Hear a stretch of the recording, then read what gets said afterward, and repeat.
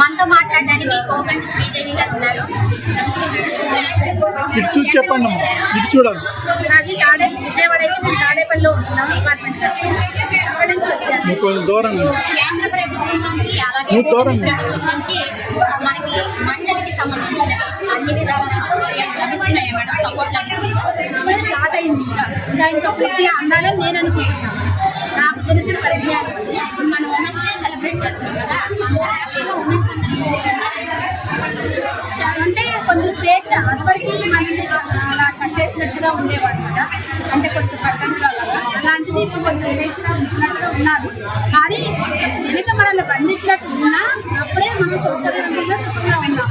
ఇప్పుడు చూస్తే మనకి చాలా మహిళల మీద అరాచకాలు కానీ ఇవి చాలా ఎక్కువైంది కదా, కానీ ఆ స్వేచ్ఛ మనకి ఎక్కడ వచ్చింది? అది మనం క్వశ్చన్ చేసుకోవాలి. దేనివల్ల మనకి ఇలాగ జరుగుతుంది అలాంటివన్నీ మనం చూసుకోవాలి. మనకి ఏది సేఫ్టీగా ఉంది, ఏది అన్సేఫ్టీగా ఉంది, అది మనం గమనించుకొని మన నడవడిక మనం అన్ని మార్చుకుంటే మనకి అంతా బాగానే ఉంటుంది. సపోర్ట్ గవర్నమెంట్ తరఫు నుంచి ఉంది, ప్లస్ ఇంట్లో హస్బెండ్ వైపు నుంచి కూడా చాలా వరకు ఉన్నాయి. ఎక్కడన్నా కొద్ది మంది ఉన్నారు కదా, అందరూ భార్యలే అందరూ బాగా స్వేచ్ఛగా బాగానే ఉండేస్తారు.